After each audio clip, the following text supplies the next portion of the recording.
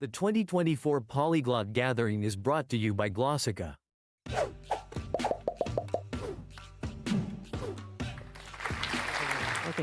Okay, again, good morning and welcome. This thing appeared on the screen, which means heaven has decided it's time for us to begin. So my name is, I go by Piotr, and I want to talk to you about Chinese, or learning Chinese language, Chinese characters. And since all of you learn languages, I guess some languages scary to you. Do some languages scare you? Because I do. I mean, I have some languages that scare me, like currently Arabic really scares me. So I think there are some scary languages that people would like to learn or are thinking about learning, and then they're scared. They think, and they anticipate, something difficult. And so I think Chinese is one of those scary languages that people want to learn or think about learning, but they're scared. So to begin talking about Chinese characters, because Chinese has all of those things that the fame, Chinese often appears as this hardest language to learn. People think of it as something impossible to learn, and I remember the talk, the intro talk at this conference when Piotr Gibas was talking about Esperanto as the easiest language to learn with the easiest grammar and so on. So guess what? Chinese is easier than Esperanto. I learned Esperanto for a while. I know what I'm talking about, and Chinese really is easier because Esperanto still has grammar. And for some people from different backgrounds, it may be quite difficult. Chinese has no grammar practically. So, or in the traditional sense that people think of it, Chinese doesn't have verbs. Chinese doesn't have nouns. Chinese doesn't have those groups of speech. And in fact, Chinese doesn't have any grammar at all. So what's scary about it, though, is Chinese characters, and there are also tones. Those are the things that most people have to cope with. And then I met many people who when they see Chinese, they are asking, if I want to learn Chinese, do I need to learn Chinese characters at all? Is it possible to learn Chinese without Chinese characters? Some people even believe, some students, I teach Chinese, so I've had many students who actually come to class and they think Chinese characters are not even real, meaning that, well, they exist somehow, but do Chinese people really know them, or do they really use them? Or is it just something traditional that they have to use, and but you can actually go without it? So to answer those questions, I met people who learn Chinese, who speak Chinese quite well without writing. So it is possible to learn Chinese spoken, Mandarin Chinese or any other dialect in Chinese, Cantonese, without writing it. But Chinese characters are real, meaning Chinese people really use them. Chinese people really read and write Chinese characters on a daily basis to function in the language. And in my opinion, well, if you can learn the language, but how would you feel speaking English without knowing how to read and write? Or any other language? You would be illiterate.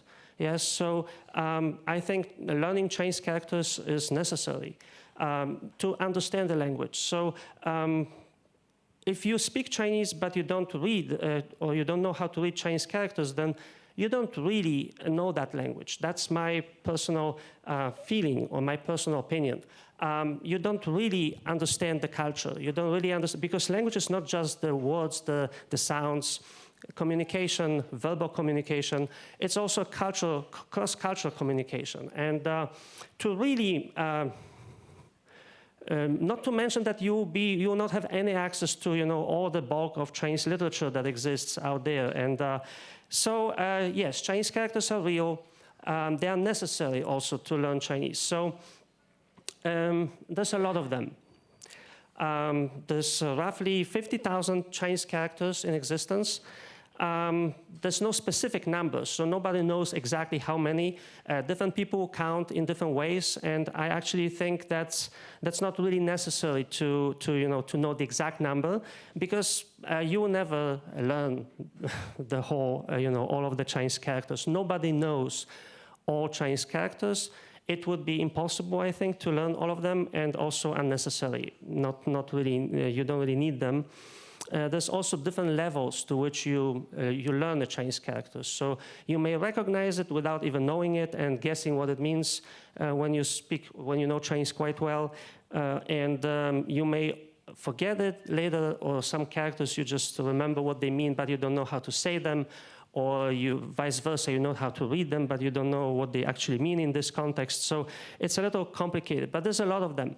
Is there any Polish speakers here, maybe in the audience? Yes, so there's a fairy tale, like a tale by Makuszyński, Koziołek Matołek. And there's like, it's a little goat, it's a little ram for kids. It's a tale for kids, and the little ram gets into trouble, and he got caught by some bad person, and that person says, you have to stay here for the rest of your life and learn Chinese. And he says that, roughly 40,000 of Chinese characters to learn. I don't know how Makuszyński knew that, because it's a quite, correct number of Chinese characters. And he says, you can learn them in roughly 100 years, but not more than that, so don't worry. So I remember that it's in Polish, like, jest ich może 100 tysięcy. He said 100,000, sorry. 100 lat się ich będziesz uczył, lecz nie więcej. So that's the tale. So that's the scary thing. Everybody's scared by Chinese characters, but you just need to master just 2,000 or 3,000 of them to be functional in Chinese, to be able to communicate. And only educated people know more than that. So like really educated people, they will know 4,000 or more. Very, very few people, I think, know more than that. So like 8,000 or something like that. I don't even know how many characters I know. I never counted. So for me, I don't think the number is the most important thing here. Anyway, so if you ever thought about learning Chinese and you were scared of Chinese characters, I can tell you that I believe that it's possible to learn them with having fun, actually, on the way. So you just need to understand the structure. I believe that instead of rather than trying to hack at them and learn every character by heart or do I don't know what, if you understand the structure of the language and the structure of Chinese characters, it's much easier. It's actually it's manageable. It goes quite well and quite fast, and you'll soon see that it's not that scary. So I would actually encourage you to learn Chinese characters for fun and for pleasure. So basic things about Chinese characters is that it's not an alphabet. An alphabet, I mean, is a system that is a sound. Basically, you have signs and that represent a sound, sometimes a syllable. So in some languages, like in English, we use the Latin alphabet, so each letter stands for a sound. Some of them you can pronounce in more than one way in English. Like the letter U, for example, you can pronounce it in different ways, in different words. Some languages use alphabets that are syllable-based, like Japanese, for example. But Chinese characters are not an alphabet. It doesn't work like that. Chinese characters don't represent sounds. Chinese characters, each character has a meaning, means something. Roughly, Chinese, like I told you at the beginning, doesn't have a grammar, doesn't have nouns, verbs, adjectives, adverbs. I would roughly divide all of the words in Chinese into two groups. Those would be words, meaning things that have a meaning, and particles, meaning things that moderate the meaning of other words. So, but each character means something. Each character that you see is not just a sound, it is a meaning. It has some meaning or a function in the sentence. And also, each character has at least one pronunciation. Very often more than one, but at least one pronunciation. So when you see a Chinese character, there will be a certain way to say it, to pronounce it. And then the second thing is that Chinese characters are not just abstract drawings or abstract images, you know, that somebody invented and that you need to learn in order to use them. So they are not random at all. There are roughly 240 so-called radicals or keys, which are the basic characters. Again, like every character, they have a meaning, they have a pronunciation. Some of them are used only as parts of other characters, though. So the meaning becomes obscure, but all of the characters in Chinese, all of the 50 or so thousand of them, they are composed they consist of at least one of those radicals, sometimes two or more.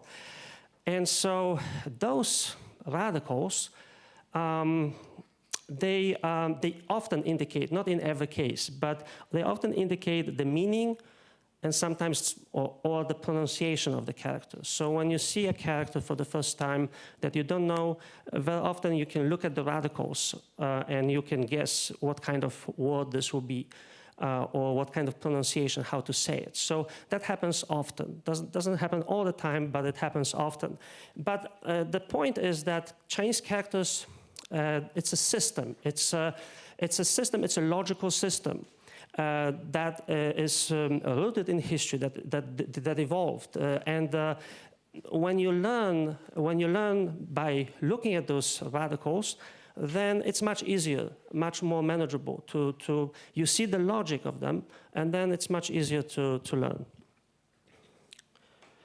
So I just give you one example here, the character xie. It has only one pronunciation, as spelled here in the pinyin transcription. And the meaning, you can see that it has many meanings.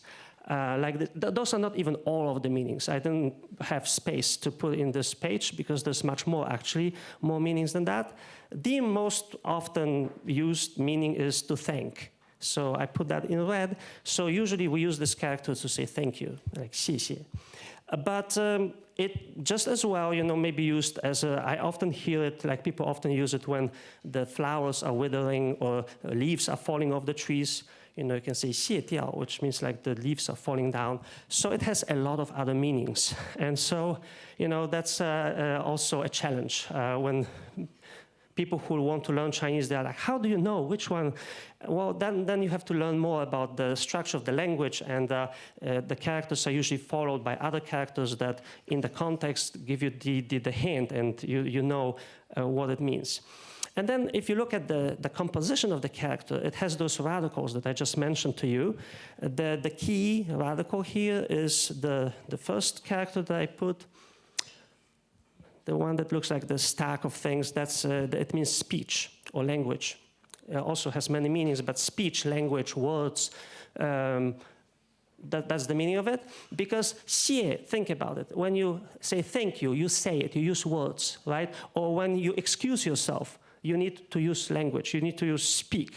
To resign, you also inform somebody by using words, by using language. To take leave, you say, oh, I'm taking leave now, goodbye, right? Using language. So when you thank also, when you wither, you don't. I mean, so here, this doesn't work. Like for the withering or dropping off, you know, a leaf doesn't say anything, it just drops down. So, but also to pass away, you don't necessarily need to speak about it. Anyway, but the main, you see, the majority of the meanings requires language. So that's why this radical indicates, when you see the character for the first time and you know the meaning of the radical, you may think that that's some kind of word that has something to do with speaking.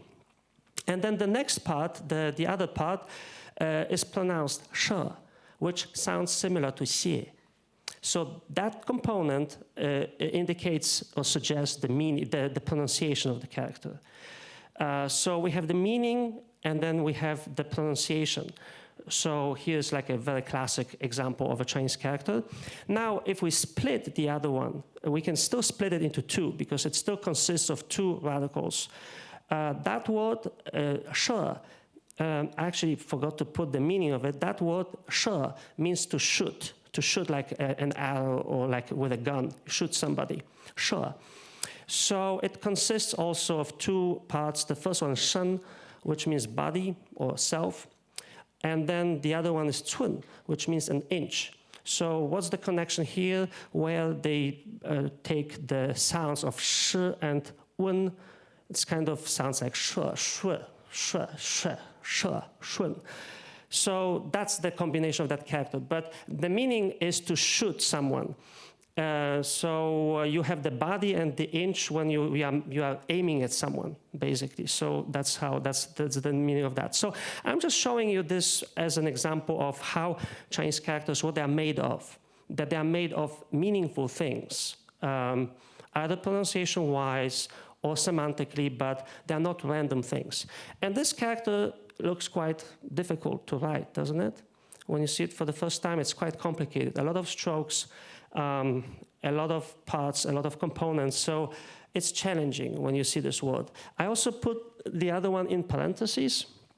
So that's what I want to talk about next, is the simplification. So this character has been simplified. There are traditional Chinese characters, and then there are the simplified Chinese characters. So here you have the example of a character that has been simplified. So I'll talk about this more in a little bit. Now, so the character reform, the official character reform in China happened roughly in 1950s. There isn't like a specific date when it happened, but it was happening all along. So basically the Chinese government in the People's Republic of China, they thought that Chinese characters are very hard to learn and they have a lot of strokes, and we should simplify them to educate the people so that there's no illiteracy, so that people learn faster. Because, you know, I have a friend who wanted to study Chinese, but then he stopped and he said, well, you know, Chinese is like, it's such a waste of time. He had kids. His wife is Chinese and his kids are half Chinese and half not Chinese, but his kids don't learn Chinese because he said it's a waste of time for them. He doesn't want them to learn Chinese because he says an average Chinese person has to spend 10 years at school to learn their own language, which he thinks is ridiculous because they have to, poor Chinese kids have to go to school, learn those characters. So that's the kind of way of thinking, the same way of thinking as in China in 1950s. They also thought so. They thought, like, why is our language so difficult, takes us so long to learn? So, but this simplification of characters was happening for a long time through history, and Chinese characters also evolved. And at the beginning of the 20th century, Chinese intellectuals, overwhelmed by the aggression from the West, they thought that they need to update their culture in total. So first of all, in 1905, they gave up this using for education the classical language, which was like Latin, that was only written but not spoken, that all Chinese educated people had to learn. And they said, let's use the spoken language. Let's use the vernacular from now on as our national language. They also fantasized about what to do with Chinese characters. I'm talking about 1920s. And they were saying, well, those Chinese characters, how about we get rid of them altogether? Or some of them even suggested that maybe we should switch to a different language. Maybe we should use English or maybe Esperanto instead of Chinese because it's too difficult. So those ideas later were abandoned, even when the opinion transcription system was invented. They discovered that you cannot really use Chinese just spelling it in transcription. So basically the language becomes incomprehensible if you don't use Chinese characters. Chinese characters is what Chinese is. Chinese doesn't have grammar, but Chinese has the characters. So in order to learn Chinese, in order to understand the language, you need to learn those Chinese characters because that's what the language is. So if you know what the characters mean, how to use them, then you can speak Chinese or use Chinese. But if you have a text written in transcription, it really is very hard, and you would never get to a level where you can actually have a serious discussion or write a book or write a novel. It would be impossible to read a Chinese novel without Chinese characters. So they realized that. But then in the 50s, they said, okay, so we keep the Chinese characters. We don't simplify them completely. We don't replace them with any phonetical transcription. We don't develop an alphabet. But we will simplify them so that there are less strokes. So this character here, xie, some characters, they only simplify the first radical. So through the board, across the board. So like this first one, yen, the speech has been simplified into what you see to the right. So every character who has that radical will use this simplified radical. But you see the rest of the character has not been changed, right? It's unchanged. So it's still very complicated. And just spoiler alert, you know, so they did this for education. They said that if we want more people to be literate, then we should simplify characters. The PRC, the People's Republic of China, still has a higher illiteracy rate than Taiwan, where they use traditional characters. So I don't think that, you know, simplifying characters, I mean, it certainly helps to some degree, but I think education is not just about making things easier. It's about basically the system you are using to educate people. So, you know, lowering the bar doesn't always work for education. So here we have an example of a character that has just the radical simplified. But there were more radical changes in some characters, like this one. So basically the aim was less strokes. This character, every student I teach, they feel extremely happy when they see that they can learn this instead of that. They're like, yay, simplification. Oh, why, that's so good, right? Doesn't it feel better? I mean, if you don't know anything, if you are just thinking about learning Chinese, if you don't know any Chinese, don't you feel relieved when you see that you can just write that instead of that? I don't know. Yes, I mean, definitely there's less strokes here. The trick is, for me, that the first character, the non-simplified, the traditional one, you have the radical, this kind of that you see repeats in both characters. The one that stays the same, that's the radical.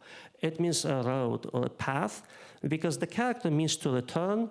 It has other meanings, of course. It has two readings. It's Huan or Hai. But the basic meaning is to return. So when you return, you walk, or there's a road, there's a path, right? So this character, this radical indicates the meaning. And the other part, Huan, has the same pronunciation. I mean, it's pronounced Huan, so that's why it's for pronunciation purposes. In the simplified character, it disappears. It no longer has that, the component is lost, because the component you see in the simplified one is pu, means no.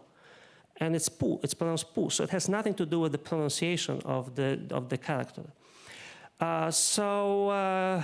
You would say, who cares? But basically, the simplification was based on like somebody just invented this and said, okay, let's just write it like this from now on. So the logic is lost. The point is, the traditional character, it had a logic into it. It had some, you know, structure. It had some, there was a purpose. There was a reason why it was written like that. This character, there's really the simplified character, there's no logic anymore. There's no more any reason to it. And also, other characters that were similar, they were not simplified in the same way. So again, it's not always replaced with the same. So they didn't create a new logic. They didn't create a new system. They just replaced it because it looks easier. So to people who study Chinese deeply, like I did, this is very confusing, and it looks illogical. For people who just started learning, that may be, you know, a relief. But for people like who already are more advanced, that will seem very unnecessary and very confusing. So, so that those inconsistencies. I'm sorry, I think my PowerPoint kind of changed because. So there are all kinds of inconsistencies like this. Again, that's another character that's very common verb, to listen or to hear. every student of mine would be also extremely delighted to see how, oh yes, so nice. We don't need to write that. We can just write the one on the right. And you know, why worry, why care about this complicated thing with so many strokes? So the character to listen, ting, was spelled with a radical, an ear. That means an ear because you need ears for listening. The simplified character has a mouth radical, which still makes sense. And the other part is pronounced jin. It means an X. It has nothing to do with the pronunciation either. And then you see other characters, like the next one, ting means a pavilion. It has a different radical. It means a house on a cliff. And then the character ting is used as a pronunciation component here. So when you see that, you would know it means you pronounce it ting. In the simplified version, of this character, they don't, you see, they use a different character, ting, that is pronounced ting, which makes sense because it's pronounced similarly, but the whole, you know, it's inconsistent. It's not simplified in the same way, right? So they simplify the first character, ting, into what you see, and then the other one with the same component, they replace it with a different component. So if you just want to switch from one to another, if you know the traditional characters, you want to switch to simplified, it's very difficult because there's no logical system to it. So it's inconsistent. But again, you don't have that problem if you just learn simplified characters. Then you don't know any of this, so you don't need to worry about it. Okay, so then there's some confusion for people who read Chinese because traditional characters, again, there's a system, there's a logic to it. So you have, for example, a character like yun, which means a cloud, and it has a rain component. And then another character, yun, that you see below, that means to say something. In simplified characters, they reduced the character to just the lower one, and now the character means both things. It means a cloud, and it also means to say something. So I remember when I was younger, and I was reading some classical Chinese texts written in simplified characters. That was very confusing because I was reading, it's like, why is the cloud here? But it wasn't a cloud, it meant to say something or to speak. So that was very confusing when you were reading something in simplified characters. Then I just give you like some other examples. There's a character quite common for a machine, ji, which has a tree radical, and then a different character pronounced ji that means a table, also has a tree radical because a table is made of wood. And then simplified, they just use the lower character, the easier one, for both things. So it means both machine and a table. And again, when you read a classical text and you see the simplified characters, you are thinking about a machine, but it's actually a table, so you need to learn the other meaning. And more commonly, that one, the last one, li, is a very common word or very common character. It means inside. You have a clothes radical because you're inside your clothes. You fill them out. And then the other one means a mile or a hamlet, like a small village. In simplified characters, they just use the easier one. It means all of those things. And again, it's quite confusing if you try to read something. So another spoiler alert. Many classical Chinese literature books published in mainland China are still published in traditional characters now, as we are speaking. Because people who want to read, you know, some classical stuff, then it's much less confusing to use traditional characters. With simplified characters, there's a lot of mistakes, there's a lot of misunderstanding. So if you go to any bookstore in Beijing, you'll still find books published in traditional characters just to make it easier for people who actually want to read something in Chinese. Okay. So sometimes you learn Chinese characters and you're wondering why. Why did they simplify it? So you have the traditional character chung, which means to rinse with the water radical, and then the simplified, they just took one dot off to make it easier, and then it's an ice radical that doesn't have anything to do with the meaning of the character. And you're like, why did they do this? Why learning that one dot? Is it really easier? Does it really make it easier? I mean, what do you think? So you're wondering, like, why did they do it? Why did they need to simplify this character? And why they didn't simplify this character? So they didn't. No, it's a character. You know, Can means a meal. They still write it like this. So they bothered to do this and make it completely, illogical, but they didn't do this. And people spontaneously simplify it everywhere, in Taiwan, everywhere else. They spontaneously simplify it by just using that upper part to the left. They just use that part for the whole character. So this kind of simplification happened throughout history in Chinese characters. So Chinese characters have been simplified forever. And so, like I say, people spontaneously simplify them without an official character reform that, prescribed by the government. So just to update you a little with the geography, so traditional characters are still used in Taiwan. That's the basic, Chinese is written using traditional Chinese characters in Taiwan, also in Hong Kong and in Macau. Less so, I guess, because now Hong Kong is losing Cantonese. They used to speak Cantonese mainly in Hong Kong. So now Mandarin is coming from mainland China, and those people who come from mainland China, naturally they prefer to use simplified characters. But still officially all the signs in Hong Kong and in Macau will be in traditional characters. And then I would say the majority of the diaspora, of Chinese diaspora in the West, uses traditional characters. So if you pick any Chinese publication in the United States, if you go to a restaurant in the United States, the menu will be in traditional characters. The reason, I will tell you the reason why. Also in Japan, in Korea, they still use Chinese characters. In Korea, almost never anymore, but in Japan, they still insist on using Chinese characters to write Japanese. And those will be more like traditional Chinese characters. Simplified characters are used in mainland China, in the People's Republic of China. Also Singapore recently, maybe just a decade or two ago, switched to simplified. So did the Chinese communities in Malaysia. So if you go to a Chinese school in Singapore or in Malaysia, you use also simplified characters. And then the diaspora in Southeast Asia. So the majority of the people. So that's another argument for people who want to learn Chinese. Why pick simplified characters? They will say, oh, because most people use simplified. So, it's useless. It's pointless to learn traditional because you can only use them in Taiwan or in Hong Kong where they actually don't even speak Mandarin. So why bother? Well, like I told you, in the West, the diaspora still uses traditional characters because, you see, the trick is this. It's like learning math and physics. Math, every physicist knows math very well, but every mathematician doesn't necessarily need to know physics, right?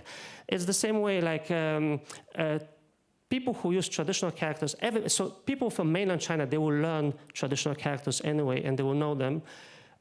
It's much less likely that people from Taiwan or Hong Kong will know how to read simplified characters. So the people from mainland China end up learning both. And so it's more likely that the traditional characters will be more useful for everybody, like lingua franca, much more comprehensible than simplified characters. Okay, and so then another thing. Who is right and who is wrong in this debate, whether to simplified characters or not? Because the debate is still going on. There has been some ideas floating around about returning to traditional characters in mainland China as well. So I told you earlier that characters evolved over time and simplification always happened. For example, this character, Cai, you can still write it that way, but even in traditional publications, now everybody uses the other one to the right. So those really, some characters just got simplified over time. Just like this one, I told you that people actually just use the upper left part of it, and they don't bother to write the rest of it. So this simplification always happened in history. Also in Japanese, Not all characters are used, that are used in Japanese are traditional. They also simplified. Sometimes they simplify the same way as in China. So the character kuo for the country, in Japanese they write the same way as in mainland China. But then they also simplified characters in their own way. So the character liang, which you see here, traditional, then in parentheses I put simplified in mainland China. The Japanese simplified, but they write it in their own way, like that. So simplification also partially happened in Japanese, but in a Japanese fashion. So it's not the same simplified characters as in mainland China. So the Japanese also, I don't know, for those of you who don't know anything about these two languages, so the Japanese use 3 different writing systems. Nobody knows why, including the Japanese. Why don't they just use kana? I don't know. They don't need the Chinese characters for anything. And frankly, I've met many Japanese people who don't know the Chinese characters. So typically in Japan, every Chinese character is overwritten with some kana on top of it so that people know how to read it. And I know from my own experience that a lot of Japanese people look totally lost when you show them a Chinese character that they should know and they don't. So so they could give it up completely. But so the simplification is a natural process. It could happen naturally. What happened in China is that it happened kind of unnaturally. And so there's a lot of confusion. There's a lot of mistakes. Now, I guess to go to my point, which is this point, that's my point basically, blank. What to do if you want to learn Chinese. I am personally in favor of traditional Chinese characters because I believe that learning traditional Chinese characters makes you understand Chinese better. It makes you understand the language. It makes you understand what you are doing. It makes you understand Chinese characters, how they work, how they function. And that makes them easier to learn. If you want to learn some abstraction, that's going to be more difficult. So that's my personal take. But I understand that, people may disagree. And students, especially who don't have much time or they don't have the same goals as me learning Chinese, of course, will prefer to use simplified characters. It's also practical. When most people go to mainland China, they will not go to Taiwan or Hong Kong. So they will say, why should I bother to learn, traditional characters if I'm going to China? It's a good point. It's a legitimate point. So we need to deal with it as what we have. So I recently published my own textbook for Chinese with this gentleman here sitting here with Scapago publisher. So we use both. We teach both, and you can pick, as you learn. You can use traditional characters as a reference, and then just learn the simplified one. But I also explain what happened, how this character was simplified to make it more comprehensible for you. And I teach. I've been teaching Chinese for 30 years now. So I teach my students the same way. I also teach them, and believe me, some of them really, spit blood and they refuse. So I teach in Charleston, which is a place that is not like, there are not many dedicated Chinese learners in Charleston. So those kids, some of them just have a language requirement, and they are thinking that, oh, Chinese, yeah, why not? Let's see. And then they are like, why didn't I study Italian? Yeah, but yeah, I make it, it's pain is good. You know that movie, Pain is Good? No, it was a book, Pain is Good for You. I take it as a workout. When you go to the gym, you suffer a little bit, but you feel good after that, right? You feel like you are fit. And so, yes, I'm finished, almost. I'm just saying that I encourage you to learn them. I encourage my students, and if they really look at it, if they really care, they will. I think they will see the light, and they will learn faster and better. They will learn better. They will learn if they want to learn the simplified characters, they will understand them better, and they will learn them faster by knowing where they came from, by knowing the traditional. And hopefully later they will just stick to the traditional. So some students actually that I have, they pick the traditional ones and they learn the traditional ones. And not to even talk purely aesthetically, the traditional Chinese characters are beautiful. They are simply beautiful, and they are delicious. You learn them, you see them, and you're like, wow. Also, like, how do you crack a thing like this? Once you do, you feel like so elevated. The simplified characters sometimes look like things that have been amputated, you know, like actually they look like they've been mutilated and hurt and broken. So sometimes when I see a simplified character, I feel pain. I feel like, oh, what happened to this poor guy? So, but again, I'm a weirdo. But my students, some of them, you know, for the beginners, it may be a different experience. But I encourage you to learn the traditional. So that's all I had to say. Yes, okay. Okay, so questions. Let's see. Do you think knowing some Japanese kanjis would help beginning learning Chinese? Yeah, certainly. And the way the Japanese use kanji is more traditional. Some of them are using the kanji, the original old meaning of the kanji, which the Chinese forgot. So sometimes it's a classical Chinese word that they still use in Japanese.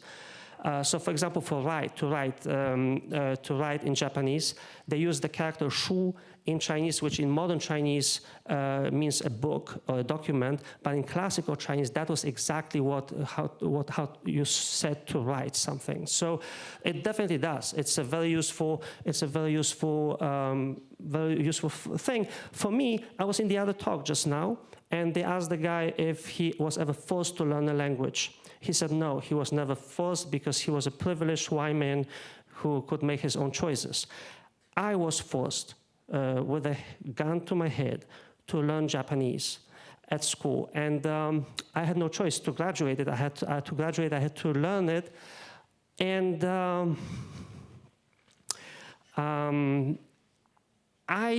it helped me a lot that I knew Chinese because I didn't need to learn the Japanese pronunciation, but I knew the meaning of the characters. So it does work. It does help. Yes, definitely it does help.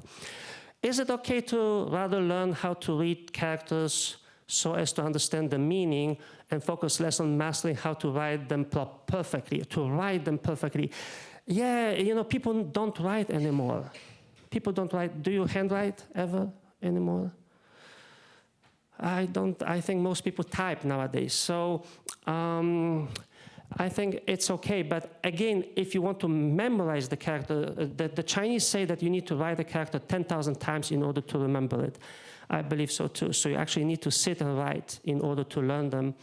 But if you have a different kind of memory, you know, maybe photographic, then yeah, you'll go by just knowing how to read them, but not how to write them. Do you have any recommendations for a beginner who wants to start learning Chinese from zero and be able to read and speak a little within a few months? My advice, my recommendation is do it. You'll see how easy it is. It's so easy. And you'll learn just a few characters, and one character takes you a long way, because my method that I also use in my textbook is that show you all the meanings of the character, and once you learn one, you can already say a lot of things, just being mindful of the different meanings that you have. A lot of textbooks don't do that. They just tell you one meaning, and then you think you have to learn another character too. No, I develop fully the whole scope of the character, and you'll be so surprised. You learn 100 characters, and when I learned Chinese in the first year, after the first year, I was able to speak, communicate about anything with a Chinese person. I was speaking Chinese fluently after just 1 year of school. Maybe it sounds like a lot to some of you, but believe me, just do it, just try it. You'll see it's easy. It's really, really easy. Don't be scared, okay? Then are there no books explaining how and why they simplified? There's a lot of books. If someone wants to learn how to speak as quickly as possible without wasting much time on characters, do you recommend focusing on pinyin first? Pinyin? No, then focus just on speaking with someone. I wouldn't recommend. Pinyin is very complicated, very confusing. Most Chinese people don't actually know it, you know. Most Chinese people don't know pinyin, believe it or not, or they would make a lot of mistakes. So learning how to use pinyin will take you a long time. So if you don't want to use the characters, maybe just focus on conversational level. Yeah, so I don't know actually, because I'm a person, I need to see the word written before I can you know, remember it. But I don't think pinyin will be useful. I think actually pinyin ruins it for you. So yeah, are there no books explaining? There's many books explaining those things. And basically you can pick any dictionary and you'll see it. How do you see the future of the traditional characters in the PRC?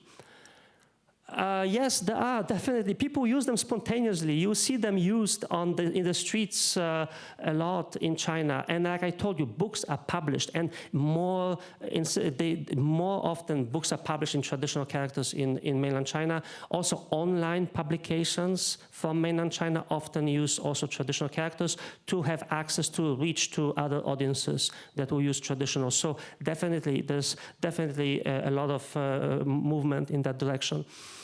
And I see the traditional characters as surviving. I don't believe that people who use traditional, like in Taiwan, that they are going to switch to simplified. They will not. No, I don't see that happening at all. How well can one read a newspaper written in traditional Chinese characters when you've learned Japanese kanjis? You can't. It's a different language. You cannot. You do the. It's easier. When I see Japanese, I can guess the meaning of articles because I know the Chinese characters. But it doesn't work the other way around. So if you know Japanese kanji, maybe you will guess one word, but maybe you will also be confused. So I don't think it works the other way. But I don't speak Japanese well enough for that, so I don't know. That's it? Yes. Good night. Thank you.